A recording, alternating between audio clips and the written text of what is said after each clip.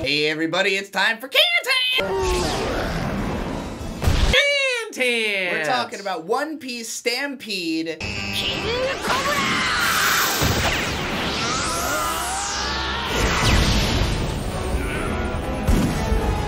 Yep. That's right. If you know anything about Best Guy Ever, you probably know that he has a 5-hour One Piece lecture. Fetishized obsession with One Piece. And yes, my PCPU lecture on all of One Piece that covers, actually, a little bit past where the events would take us in this film. So it's all there. If you want to fully comprehend this video and you haven't seen One Piece and aren't planning to read it anytime soon, you listen to the lecture, you'll be able to follow this video People as well. seem to like and it. It's good. Recommend it. You will be able to follow the plot of One Piece.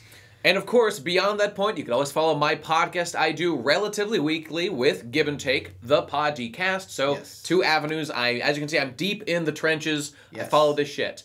But to the point, we also have $10 bonus episodes here on Cantent. Go pledge money and pay us to talk about old 80s OVAs that are sick as shit. Yes. So, One Piece.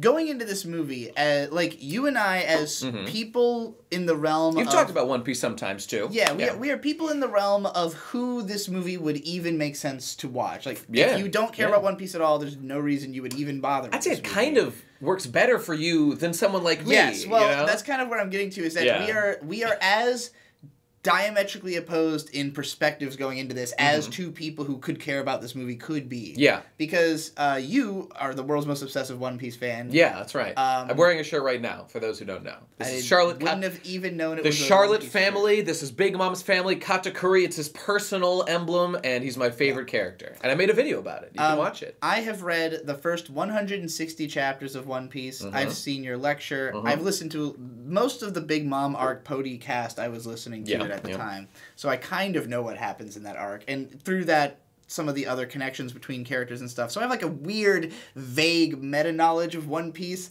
not having read most of it. But because one of my best friends in high school was a huge One Piece fan, he and I would watch the movies together. Right. And the first one I think I saw was movie number 6, Omatsuri Danshaku, and whatever. I don't remember the full title. It's a long-ass fucking name. But it's the one that's directed by Mamoru Hosoda, who also directed the Digimon movie, Wolf Children, Summer Wars, Girl Who Leapt Through Time, Boy and the Beast. It's the good one, as they say. And, I mean, what makes it interesting is that, like, it starts off basically like any other filler movie where it's just kind of the characters are doing a boat race thing. Yeah. It's showing off their powers. It's very similar to the start of the 5th Pokemon movie, the Latios and Latios one. I don't know if I've seen that one.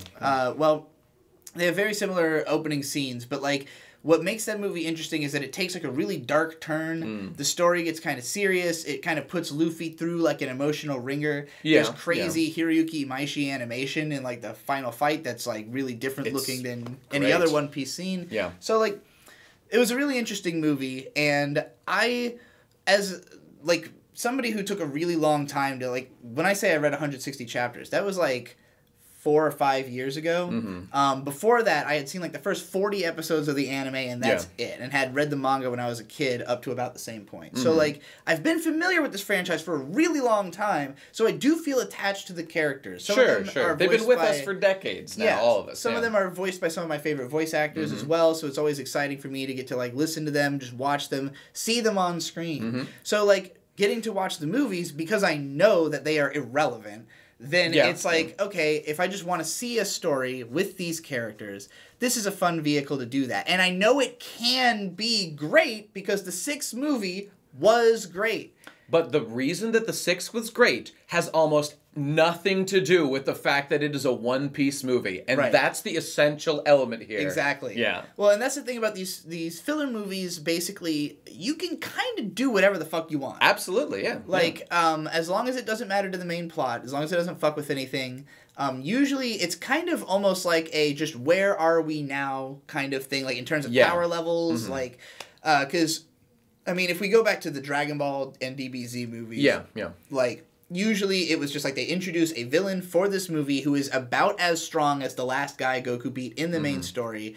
And there's like side people for everybody to fight. So it's basically just a mini arc. Like take an arc of the show, condense it down to the most essential elements, give everybody a fight scene, and because it's so condensed and because they are relying on theater price admission, they can jack up the animation quality and make it look really good. And they do. The TV show usually won't. Though Wano these days does look very good, but not as good as this, obviously. Yeah. But, well, the character designs in this movie look really nice. Yeah, yeah. I really like the way they've taken the aesthetic of One Piece. Like, if this is what it looks like in the anime, I'm really happy that this is what it looks like. The current director, you know? I wrote it, whatever, fucking Takeshi Otsuka, I believe is the current showrunner, and the animation style is just like in this movie right now, throughout like all of Wano, and it has been a beauty to behold. Not that I actually watch the anime, because fuck that, I'm not doing that. But a lot I read the manga. I mean, the reason that you don't watch the anime is that a lot of it is ugly. Yeah, and, yeah. I mean, also it's way We've too been slow. burned historically, One Piece viewers. So I mean, I'm over that was why like I initially was watching the anime, but it literally looked so bad in the Barati arc that I was like offended because I had read that arc in the manga and I was just like, this looks so much worse that I can't like imagine enjoying the story as much. You know, just looking at it through this lens. It's worse. Even though the music is great and all that voice stuff, acting is great. So again, that's why the movies give you the opportunity to just experience the best things about the anime. Yeah. It's like, don't watch the anime. You can watch the movies, hear the voices, see the Me and Gib always say, read the manga. If you're like a high schooler with tons of free time, watch the anime. Then it'll be worth it. Otherwise, read the manga, and there's a couple episodes you should watch here and there. That's about it. And I mean, if you see all the cool Sakuga cuts, you know... You have to hear Bank Sake. You're not a real One Piece fan if you have not heard Bank Sake. Potentially watch that whole episode, because you need to do that to fully experience One Piece. But in your opinion. In my educated opinion. My expert opinion. But... This movie you do not need to watch in any way to enjoy One Piece. In fact, you don't. It might end up impeding your enjoyment of One Piece. It might make it worse. I have many strong feelings about this. Now, let me say first, on the subject of the One Piece movies, I got woke to the existence of the movies, I don't know, like years ago, and I've watched a handful of them. I've seen, like, Strong World. I've seen, I didn't see Gold. I watched some of the old ones, and the point of it is, I stopped watching them when I figured out, oh, these have no narrative weight, and they're not even that interesting or good. Case in point, I remember the first one I went to check out was there's a movie...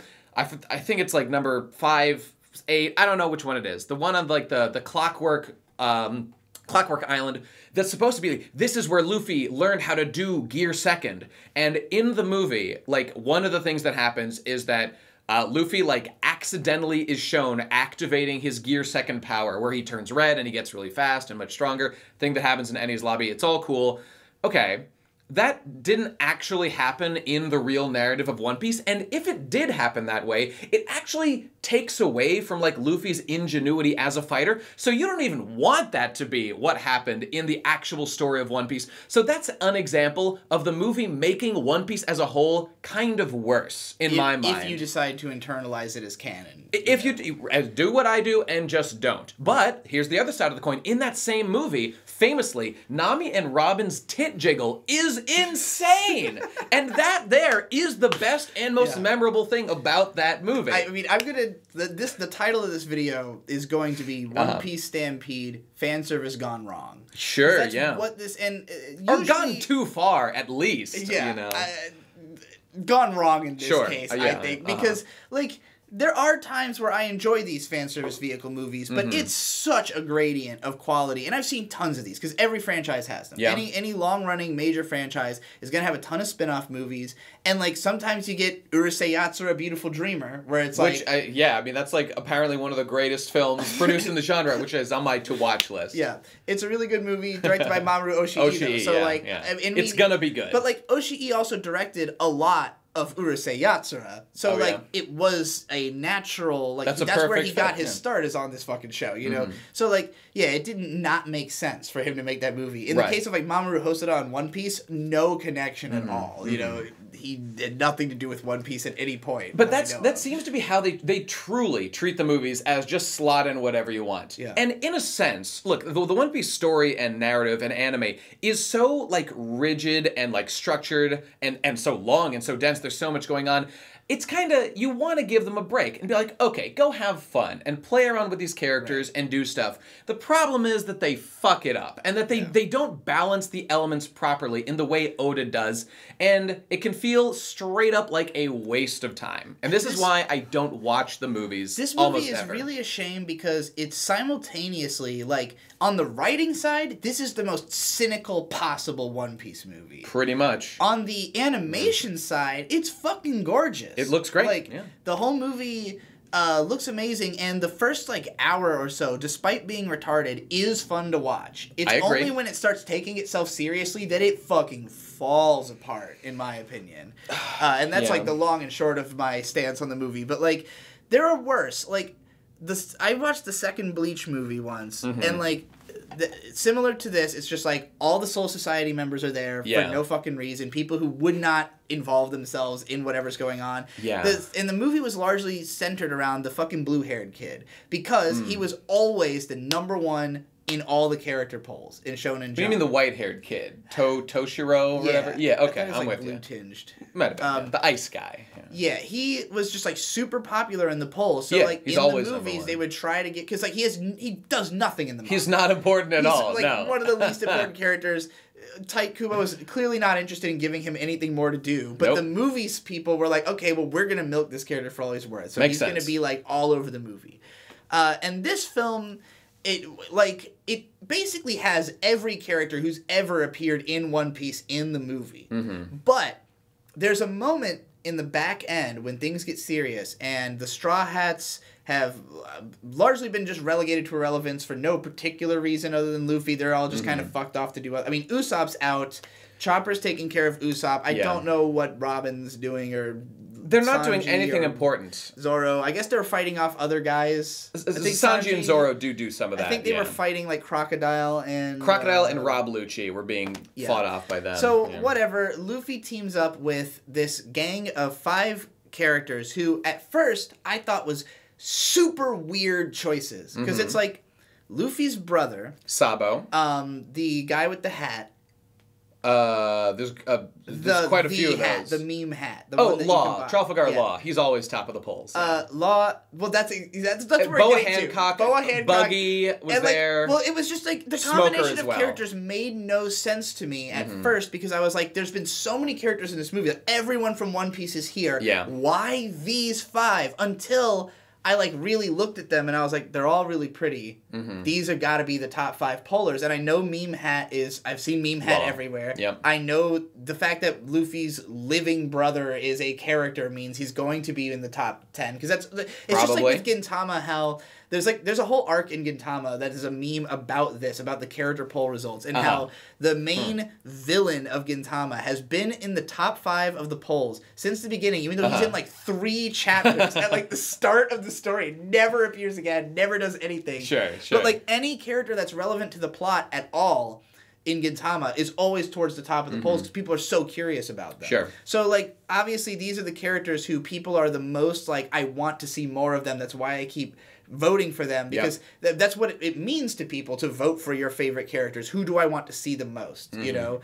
Aside from... Because any kid is just going to put Luffy, but, like... True. You know, there's a fascinating video I just watched. There's some YouTube channel that makes all these, and it's tracking the poll results of, like, shonen characters in their series over time, like, since the beginning. And you can see... I mean, I'm not really going anywhere with that, but, like, for instance, Shanks was, like, #1, like, for a long time. But then, like, the era of Shanks ended for, like, a good 5-10 years. And recently, like, he's #1, even though Shanks is super important but doesn't do much, like, ever. But narratively he's important. But, like, those kinds of characters who I mean, and are at the probably top. he probably went down after more was revealed about him. Just because it's because like, the we mystique know is gone who now. Shanks is now. So, like, in this movie, it's like, I mean, obviously Boa Hancock is just, like, the hot chick who everybody wants to draw porn of and just see her show up. And she loves Luffy. I project myself onto Luffy. Exactly. So, yeah. So, like... That was when it, like, really clicked, like, what was going on in the later half of the movie. Because at first, the fact that the story, like, shifts and gets more serious, it just felt like, why is it taking this direction when it was so much fun and just, like, crazy fights? It was just, hey, everybody's here and they're all fighting, and now it's, like, super serious. Oh, it's so they can form this 5-man team. Ultimately, yeah. And then you get to see all this, like, really good-looking animation of those characters doing nothing. Like, standing around having conversations weirdly fluidly, and then, like, running into battle to do, like, a kind of attack. Like, Hancock did that. Ultimately, they do weaken the bad guy so that Luffy can finish him off. But, like, it just didn't feel like there was any weight behind any of their stuff. It was like, this looks like the fan service I want, but it's not, because they're not doing anything cool. There's no narrative weight behind anything they do, and that applies on many, many different levels here. Let's take a moment and reflect on a couple of facts about this movie.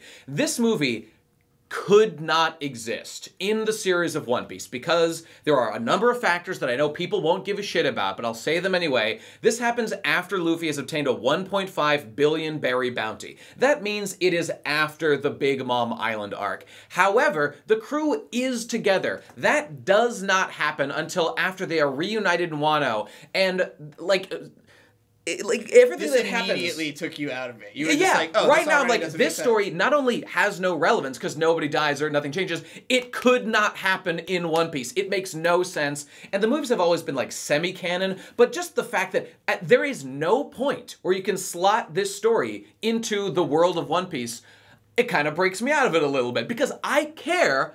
This is the weird thing. I don't care about any of this. This is such a waste of my time, and probably because I'm so personally invested in the story of One Piece, a total, like, snore fest of narrative importance means that the thing I always say about how I skip fights because they don't matter and I just want to know who wins, this whole movie doesn't matter, and it can absolutely be skipped, and that's why I skipped Film Gold. That's why I'll skip the next one whenever it comes out, unless there's something important. But beyond all that, this movie has one unique, or not even annoying, just like not fun, and like I got exhausted by the amount of ceaseless it's really all fight scenes all through the whole thing. It's actually, I would say, it's pretty much the first hour. The fact that it wasn't letting up, that it was almost like watching Redline or something, where it's just like... So much more. Okay. My point about the sin. This is the great sin. And this only matters to people who are closely following the chronology of One Piece and whatnot. It doesn't matter for the rest of time now that we're past this point, but this is the sin.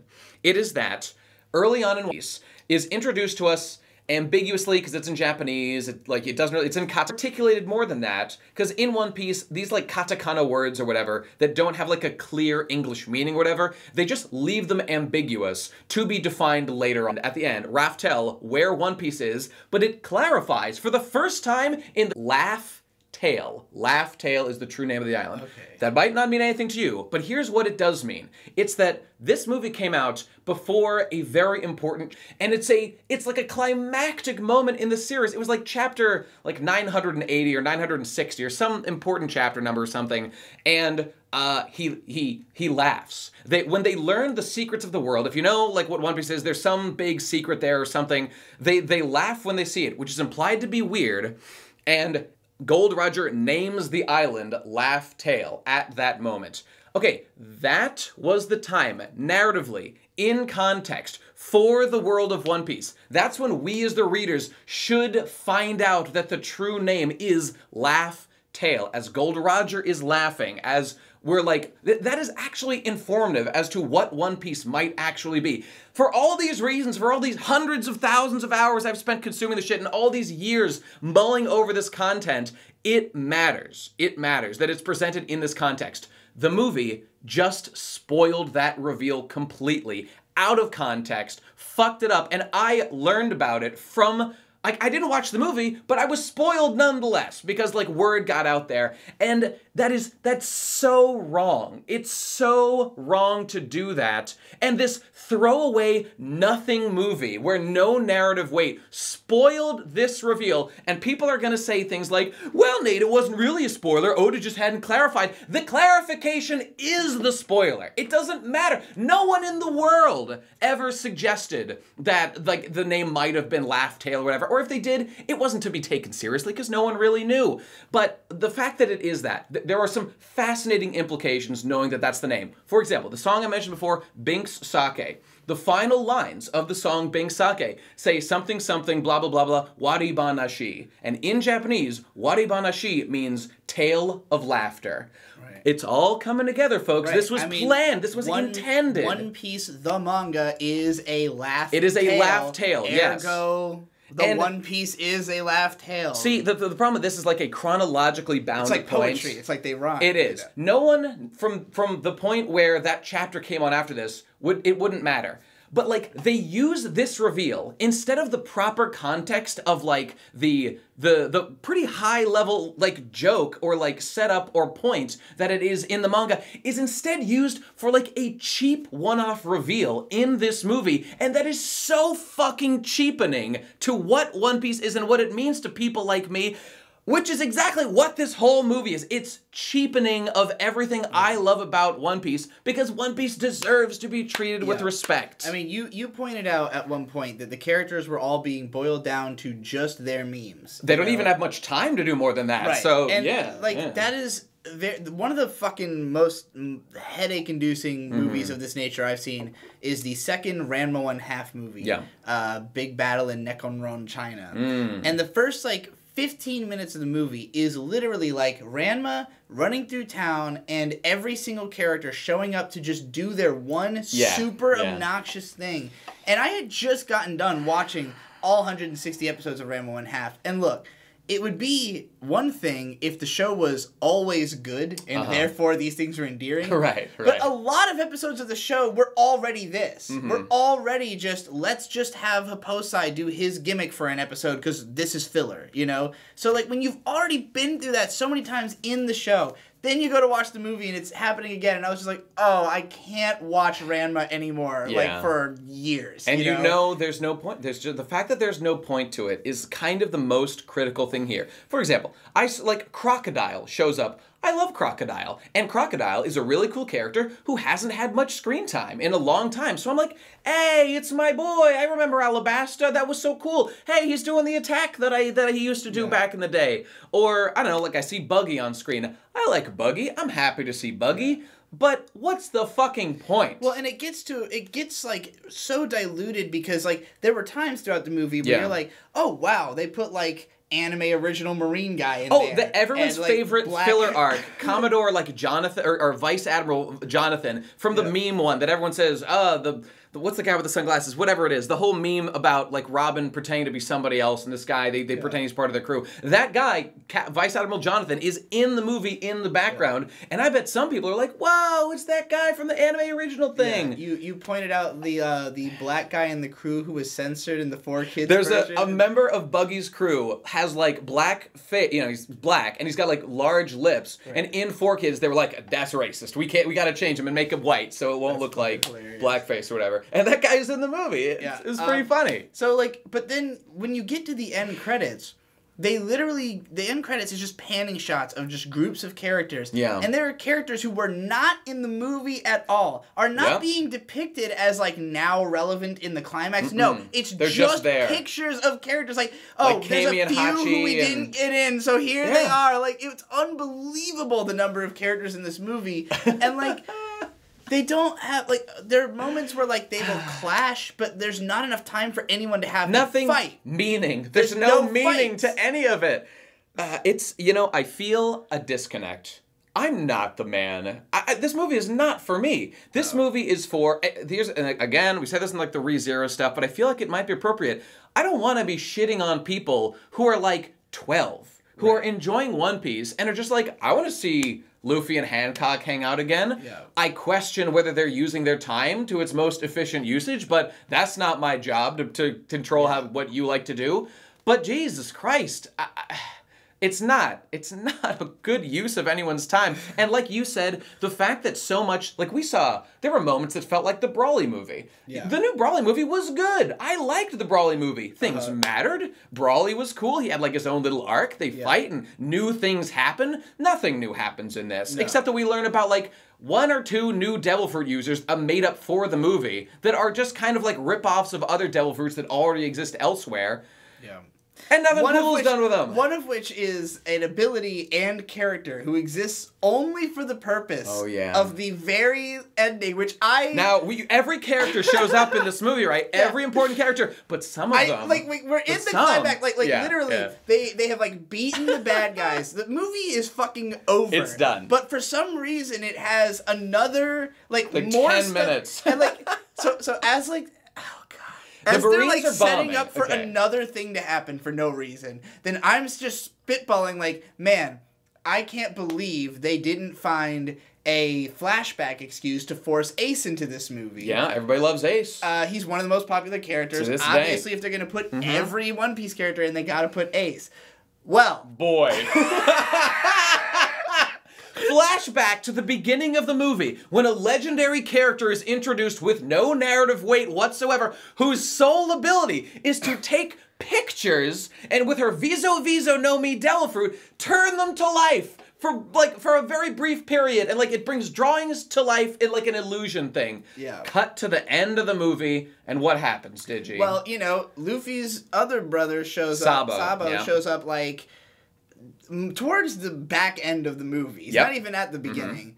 And because of this last thing, I don't even remember what the fuck was going on. The Buster Call is happening, and it's implied to be important. It's only important because it helps them, it chases them off the island at the end. That's it. That's all it does. So that's, again, some things are set up that don't even matter, that are totally, fall flat. Robin's whole, side story of, going and finding maps with other people, nothing came of that. They found a map to help them escape, but the way they escape is by using, the flame thing that Sabo creates at the end. It did nothing. They get attacked by the Navy, and it's Sabo just, teams up with Illusion Girl to have Ace Illusion help He happens to have a drawing.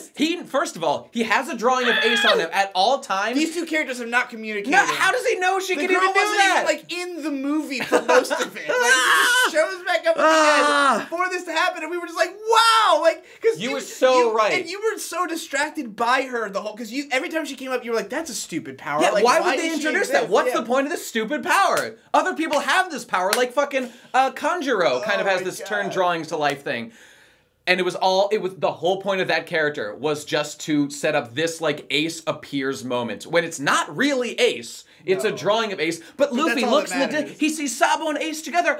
There it is, and that right there, is the movie right there. Yeah. It's that we got Ace, we got him in there, and he's on screen, kind of, not really. And there's another point that ties into this whole theme, and it's that I was saying before. Right here, this character. Charlotte Katakuri has the best fight with Luffy of all time. It's amazing. It's not perfect, and there are some things that you have to kind of think about to see how they make sense. Because Luffy takes a lot of damage. How does he survive against this guy? He does willpower. It's a whole big thing. Watch my video about it. But that fight, reveals new tactics that Luffy uses, and there's. I would never skip that fight, because every moment has us, learning about Luffy, how he's, inching forward on his quest to be Pirate King. There's this incredible, powerful opponent, Katakuri, who's a mirror match for Luffy, but way stronger. He has to figure out how to beat him, and he does. And it's awesome, and it's thematically relevant to the elements, of the whole Cake Island arc. It's just full fucking circle, absolutely perfect for everything involved, based, perfect shonen fight. Okay, in this fight, and in that fight, Luffy unveils, a new technique. Gear 3rd Snake Man Cobra, or whatever the fuck it is, where he can, kind of snake his arms really fast to hit an enemy. The point is, it's a new technique he strategically uses in this fight. In movies, they don't have access to, Oda's big brain, or, how they can make new attacks that theoretically Luffy could use later on and, add to their repertoire or whatever. Because everyone knows new attacks are what make a fight cool, ending a fight in shonen. They can't do that. So what do they got on the table? Got it. We got a big enemy who's a really big mech man. We'll take Luffy's big punch now, his King Kong gun that he does in Gear 4th when he powers up with Haki and stuff. But now, we've got an idea. Throw this on the table at the fucking, writer's room. What if we made it really big? And that's the super duper attack that Luffy does at the end. So he just blows up his arm way bigger and does King King Kong Gun. That is the original, brilliantly written name that Luffy comes up with for this name. Like, in other movies that also have no narrative weight, like Strong World, Luffy actually does kind of do a new attack where he lifts his foot way up into the air, it gets hit by lightning, and then he does like a gear third, he calls it El Thor. At least that was like an original attack. It's got a new name, it's like a different thing. How could you have predicted lightning would be there? I don't know, it doesn't make sense. Yeah. But at least it was like new. This is not new. This is just bigger with no additional substance added whatsoever. Right. Again, that's the movie. And I hated it. And will Luffy ever do this move again? No, because it's too stupid. Oda wouldn't put that in. It's too stupid. It's not even clever or good or funny. So, like, I mean, this movie is such a weird... It's bizarre that it fucks up canonically so much while being such a slave to the canon of One Piece. That it has to have every character, that the villain is a member of Gold Roger's team. Yeah, Douglas Bullet. I mean, the backstory there... Look, this is the thing. I'm pretty sure Oda came up at least with a concept for the character, and I believe created the design. So, like, that's decent. The power scaling thing is all over the place, but for this, they're sticking with, this was a guy who's named, what do they call him? Douglas Bullet, the Demon Heir. The Demon Heir, because he's supposed to be the guy whose strength, like, follows Gold Roger. He's like the new incarnation of Roger almost. So, like, ooh, wouldn't it be cool if Luffy fought, like, the reincarnation of Roger almost? So that's, like, the theme.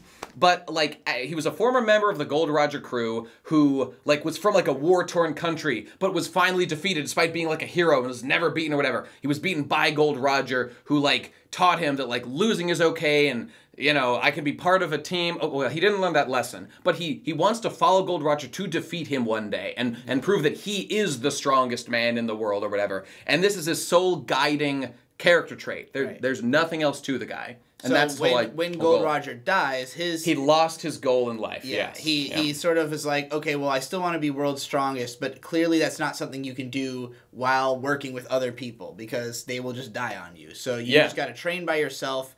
That's his whole thing. And so, even though none of the characters individually would have been strong enough to beat him, the coalition of Luffy and the 5 most popular characters in One Piece are able to defeat him. Although, and there is, like you said, there's those background elements of the character are fine. Like, the actual narrative ideas of this movie are not bad. They're okay. It would be a fine story if it wasn't trying to cram every character in One Piece into it. Even the idea of an eternal pose that points to where Laugh Tale is at the end of the Grand Line makes total narrative sense, and I literally like that and think it's good. I just hate that it happens to spoil this thing about One Piece. It shouldn't have done that. And also you could talk about Usopp's character in this movie. The best part of this entire movie is Usopp's little thing.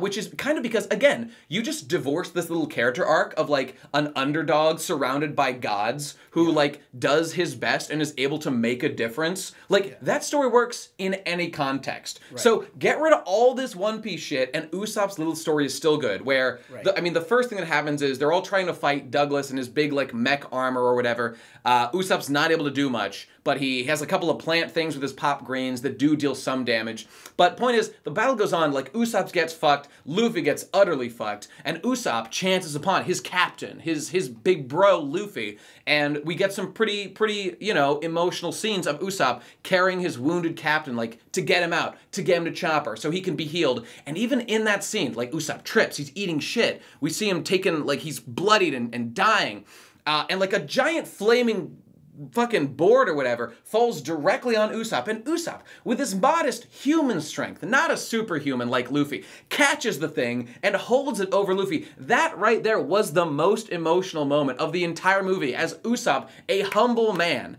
doing his best to protect his, like, godlike captain, who's the one, he also basically gets the final blow on the bad guy. So it's those pop greens. It was the strategery that he planted those seeds earlier, and finally, after the outer shell is broken, they reactivate, break the shell, and allow Luffy to finish him off. Great metaphor. That was great! That's the good stuff right there. The problem was what we just covered was the entirety of interesting writing in the entire... 30 minutes long, I think. I think the second one's only an hour. The third one's the first one's like a real movie. But again, it's just like, you know, cool mystery of this island, whatever. And that's what most of them were like for a while, but when the cast finally got to a certain size, it was just like, you can't make a coherent film and also have all the characters. And, like, Strong World was the last one that... I didn't even think that movie was great. It was fun to watch, but, like... Gold or Strong World? Strong World. Yeah, okay. Strong World was the last one that I thought was coherent enough to be good. I kind of liked it at times. It was entertaining, but, like, Gold... I could not make it all the way through. Partly because, like, it just looked ugly aesthetically because it went way overboard on the CG, way overboard on the gold aesthetic, which just didn't... It clashed with the character designs, in my opinion. And, like, all the Straw Hats were there, and they're all kind of in every scene, so just no one had anything to do. They're all just standing around. I know it's a movie, so they want to include every character, but, like, if they legitimately just had half the cast, this actually would fix those issues I was talking about canonicity. And this movie, even with half the cast, would still have 80 fucking characters. That's the thing. This movie is a better idea of how to involve a huge number of One Piece characters. Have a huge pirate event where they're all trying to compete for something prize, Gold Roger left behind. They think it could potentially even be One Piece itself for all they know. Yeah. So they're like, that's a good reason for a lot of pirates to be there who are familiar to the show. It's not a good reason for every pirate to be there, and there were characters who you pointed out should not be here, who definitely have better things to do. Absolutely, I mean, I can't think of anyone right now, but here's another point. By this point in the narrative, kid pirates, I think that they shouldn't be there. Yeah, the kid pirates actually could not be here. They are literally right at this moment imprisoned in Wano by Kaido. They could not be here, yet they are. And, I could even overlook that. Characters here shouldn't be. Okay, what I really hate, and this is the perfect kind of example, like right now in Wano, Kid, Captain Kid, who I'm talking about right now, and Apu, another one of the supernovas, one of the three-armed tribe, the music guy, those two... I hate each other. Kid hates Apu for betraying him and, fucking up his crew utterly, which did happen. But those two, they don't quite interact fully, but Kid jumps right by Apu as, a clash is going on earlier on.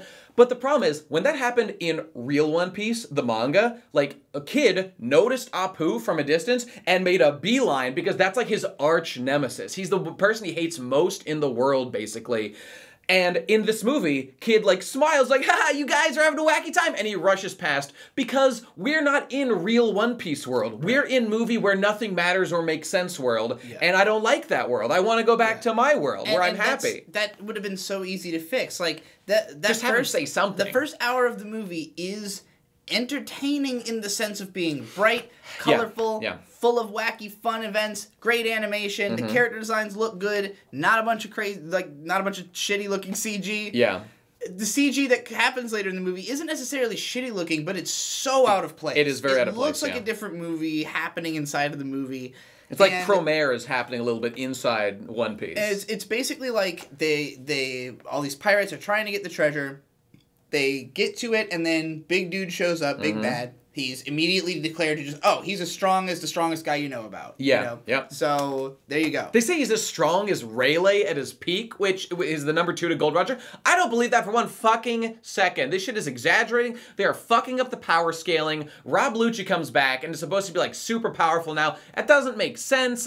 I can't remember all the examples, but I remember thinking the power scaling here is way off of what One Piece really should be. Yeah. And I know nobody cares because it's a movie, but I can't help notice because I care about One Piece and the details of the story.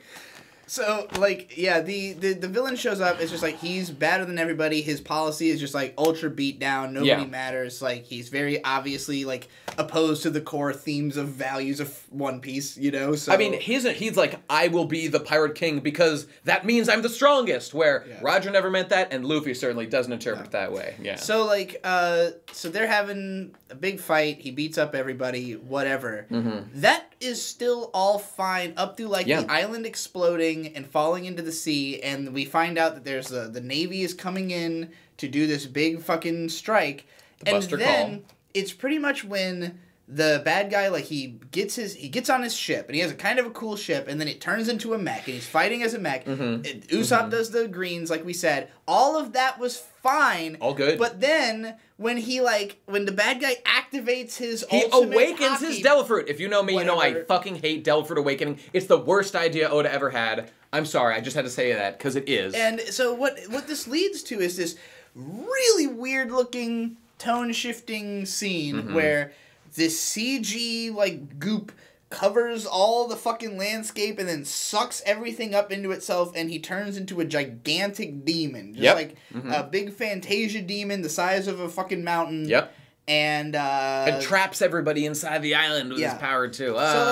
So from that moment was weird, and the tone shift felt like it slowed the movie down, because there's the villain, like, he has his whole monologue about what he's gonna do. He's like, I'm gonna fucking make sure I'm the strongest and I'm gonna prove it. And then you have another monologue from the secondary villain, who is the guy who was running this whole festival in the first place, who sold out he has said at the beginning, Buena Festa. Like, at the start of the movie, he's like, no, this is only pirates. Nobody tell the Navy about this, or else we'll chase you down to the ends of the earth and kill. Where fighting wins or something. Yes, because he thinks that the new era that Gold Roger began, he's like, I will never be able to top creating a new era unless I create a new era myself. Because he's the party man. He's like the Pinkie Pie of One Piece. I have to have the best parties, and I'm pissed that Gold Roger has the best parties. It's a real cheese sandwich Pinkie Pie type situation here. So those monologues go on a little long. Then we cut to the Navy, and they're like briefing us about the guy's backstory. They're like, okay, here's what his thing is. The scene exists so that we can show other Navy officers that have not been seen at the scene. Yep. Then we cut to other Navy officers, like higher ranking ones, just having a conversation about the plot. And this was the moment where I fully checked out. Because up until this point, I didn't know who most of the fucking characters in this movie are. Yep. I'm just watching them run around, have big wacky faces, and smack each other, you know? Like, there was a pink-haired girl I liked a lot. She's like, I like pizza. Jewelry Bonnie. The big eater. I would love to read her arc. She has almost no screen time whatsoever. Great. She probably had more in this movie than she did in the show. Probably. But That's why people like these movies, for reasons like that. Gives little characters. I wish there was more, though. It just leaves me wishing that it wasn't like But this. what she has done on screen in the anime and the manga had meaning. There was a point to it, and she kind of seems important and matters. So I like that. But yeah, so like, all these fucking characters are running around, and I'm like, okay, this is a fun, wacky time, seeing all these weird fucking people, and you were getting excited about some of them. Some of them you're getting mad at. Some of them you're excited. I'm asking you who they are, what they do, why they can do this and that. It's all good. But then, when you get to a point where a couple characters I don't recognize are just standing in a dark room having a really serious conversation about this plot that doesn't matter at all. And that's the thing. Like you said, we know this plot doesn't matter. Yeah. So, like, if you just want to show me a fireworks show, it's fine if the plot doesn't matter. But if you're going to try to, like, have me take it seriously, which I don't think was the intent. The intent was just to put these characters on the screen, because they wouldn't have been able to get into the story otherwise. And that does nothing for me. So that's where the movie immediately is just like, okay, whatever I was getting out of this, I'm not. And it never came back. This point about things not mattering, I feel like people could say that, oh, well, you guys should know that it's a fucking movie, and, like, of course it's not going to matter. Yeah. But there's more to it than that, because you mentioned Strong World. Strong World was way better than this. And I think there's some clear reasons for that. One of which being, there's a real plot. The plot kind of is like, Kinshiki, the Golden Lion guy, I'm gonna do this plan and, like, kill a lot of pirates and, like, establish my pirate empire, blah, blah, blah. Won't that be cool when he's breeding really strong animals to, like, run over the world and take over with the strong bred animals, whatever. Point was, like, the place where he did that was this, like, interesting floating island setting that was really cool and unique because he has, like, a flying devil where he can make things fly. But the other thing is, on that island, there are living human beings, and they are not like characters who we already know. They're new characters that are, like, native to that land,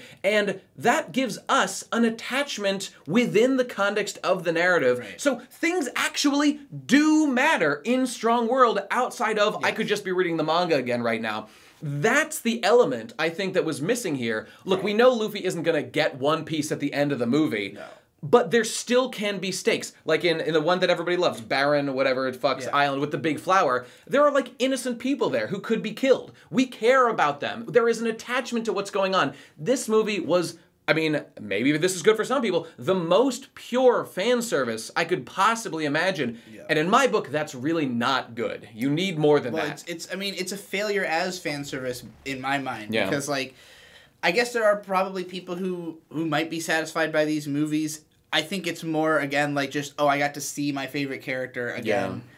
Yeah. Like, imagine. I don't think anybody is getting that much out of it. Like, and like, again, this movie looks good, but like, most of the parts that were like interesting in the sense that I was like, oh, I see that the Brawly technology is being used on other Toei like the animation now. Style. But yeah. it wasn't even pushing things as far as that movie did to really be special in that final battle, you know? Yeah. So it just like there was no fight in this movie. There's just clashes. It's just characters clash in the center of the screen. That's how the movies go. It's just clash, clash, clash. I would so much rather watch all the episodes of Katakuri, well, hey, maybe edited down for time or whatever, just Katakuri's fight again with Luffy, which takes like many episodes to happen. But if you watch the actual clashes, they each actually have meeting, and you feel the tension being pushed and pulled. And in the middle of that fight, like, Luffy leaves to recover and be like, man, like, I wasn't prepared for this. I have to, like, refocus and, like, think about how I'm gonna come back and like, try again. Like, all that stuff, like, matters and feels good and is relevant to, like, the larger story. And that's what isn't here. Yeah. Remember when Fujitora, the Purple Admiral guy, showed up for 1 second, summoned a meteor, their gravity, and specifically said, I'm leaving you with a parting gift. Turned and walked away. Yeah, no. It was that the meteor comes down, Zoro cuts it in half, but it's still gonna hit people, and then Mihawk chops it to pieces so it falls, and then he literally just fucks off out of the movie. He was, Mihawk fucked off after that, but before, Fujitora fucks off permanently after summoning the meteor. They both just why are you even here? Do one thing and leave. They were like, were you not trying to help out in any other way? Did you just want to make a minor contribution? His job was to come and summon one meteor. The battle's not over. Why? Where are you going? Like, okay, Mihawk had Perona with him, the ghost girl that everybody loves. I love her too. She's great. She's cute. She was really cool in Thriller Bark when she had, like, a part in the story. She's just there, so we could, like, hear her voice and see her float around. She does literally nothing. I did not notice it was a ghost. Didn't even notice that Perona was there. And some people might say, like, does that hurt? Is that bad that there was a character that people don't notice? I say yes, because it's filling the screen with useless bullshit that is not going anywhere, and that's just full of distractions. Distractions everywhere. And, I mean, they have to, because there's barely any plot underneath it. I mean, the plot isn't bad. One other point I wanted to make was that when they get to this island, actually, this is a larger point about kind of the end of the movie. At the very end, when Luffy has won, spoilers, and Luffy does a thing where he gets the eternal pose to Laugh Tale. He has it. Everyone's trying to get it. Luffy got it. He beat up Bullet. He's got it. And he crushes it in his hand. Because Luffy... I mean, we've literally seen this exact situation before where he was with Rayleigh. Usopp asked Rayleigh to tell him if One Piece exists. They could have asked more questions. They don't. And Rayleigh says, like, go experience for yourself, figure it out. And we know that it's about the journey, not the destination, for the most part. That's what One Piece has been from the start. So the fact that Luffy even did that isn't shocking. Other characters... I mean, characters who don't know Luffy might be surprised, but we, the audience, should not be surprised that Luffy did that. So, like... You can see that shit coming a mile away once you know that that's going to happen. Because, I mean, that would invalidate the entire arc that we're in right now in One Piece anyway. But after that, at the end of the movie, we get a little flashback of, like, finally we see Douglas's interactions with Gold Roger, where Gold Roger with the crew, when they have gotten to Laugh Tale, and someone on the crew made a log pose, made an eternal pose to Laugh Tale, and they were like, you know, Captain, if we ever want to come back, we have this right here to use. And Gold Roger says, that's gay, not gonna do that, takes it, and throws it into the sea, specifically. So, my question, and then we see, it gets eaten by a big fish. It gets eaten by a fish. So I have two questions as a result of that. One, did that actually get rid of the eternal pose permanently so that no one could use it? Because it sure looks like it would have been very hard to get that thing back. And I mean, the second kind of question is, like, was that thing a fake? Was that the one that they were all pursuing and Luffy crushed actually a fake all along, even though one had existed at some point? Yeah. I'm really unsure about that. It doesn't really matter for the sake of the narrative, but I don't know, it kind of fucks with my understanding of, like, there's a line there, like during that final scene when the Eternal Pose is being made and Roger doesn't like that, where someone says, we talked about this before, like, oh, Captain, now we can't get back to Laugh Tale. How are we going to get back? What if we want to go back? But surely the method that Roger used the first time could be used again to find Laugh Tale. Because we've seen more information now in the manga about how once you get the 4 road poneglyphs, the 4 red poneglyphs, you put the information together, they basically X marks the spot in some complex way that we don't fully understand yet, but probably will by the end of One Piece. So surely they can get back there without that much difficulty, right? I'm not sure about the implications of this, but when I finish, I mean, because if they couldn't do that, then Luffy wouldn't be able to, using the exact same method, which is what he's doing in the story. Point is, I'm going to be checking the facts here when One Piece is done and we know what it takes to get to Laugh Tale. If that dialogue didn't actually make sense, or is that kind of more complex and more obfuscating than it needs to be thing that, like, these people who aren't Oda might slip into a script here and there. I don't know. It just feels really, like, wishy-washy, and, like, they don't really know what they're doing with the narrative. Yeah. Maybe Oda checked all this dialogue. I don't know. I doubt it. I mean, I doubt it too. He checks every fucking script that they make.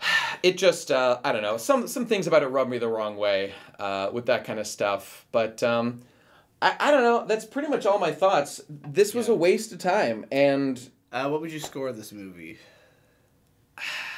God, I want to give it like a strong 4. Okay. It was below that's better average. Than I thought you were gonna give it. Because, like, Usopp was cool briefly, and it was animated well. It's mostly on the strength of it kind of looked cool at times. Right. If it had just been that first hour, if it had been that way the whole way through, I probably would have given it, like, a 5. Because it was, like, it was the kind of thing where, like, I knew from, like, early on, like, this is not a movie I will ever rewatch. This is not a movie I'm going to have any thoughts about. But it is, like, literally like going to see a fireworks. I changed my mind. It's a 3. This is a 3. I did not really enjoy this very much. It is below average. And a below average show has some moments that you like. Yeah. I don't care if the animation was good. The animation was wasted on this movie, and it makes me madder. It makes me like it less than it was spent on this script. I would have given it a 5 at first. I would have to drop it to, like, a strong 3 to a light 4 based on just how fucking bloated the last, like, 40 minutes feels. It was unbelievably exhausting to get through, like, the, like, levels and levels of fucking characters just standing around talking all of a sudden, and then, like, sequence of final battle for everybody, final punch in Zoro's fight, final punch in Sanji's fight, for the 5 final punch, and then the bad guy's finally defeated, and then the Navy shows up, and then there's other characters fucking, and Crocodile wants to fight for the log post. It's fucking make it stop. It's this classic thing. You take out 90% of this entire movie, make a movie about what's left, and add some character details to it, it would be better. Yeah. Leave Douglas Bullet, leave the log pose, release this movie after that chapter drops. That's essential. That's the #1 recommendation that would have made this movie better. Oh yeah, it's definitely a 3, considering that it's literally a stain on the chronology of One Piece in my book. I don't know, man. Pretty painful. Pretty shit. Not a good time. Would not recommend unless you just are the kind of One Piece consumer. And honestly, no shame on you if you are this. You don't read One Piece the same way I do. If you just like to spend time with the characters, you get to do that here. If you like all of them. All of them in one movie. If you like bloated, drawn out, uninteresting, no narrative weight fights, this is right up your alley, Jack. Yeah. So go check it out. Bloated content, you're right on the channel to watch. This is where to be. This is where it is, and you can see more of that content on our Subscribestar $10 bonus episodes. Go check them out, everybody. OVA Prefectural Earth Defense Force is pretty sick, and more to come soon, if not already out. And I think that's it. Content. See you soon, everybody. Next time. Bye-bye.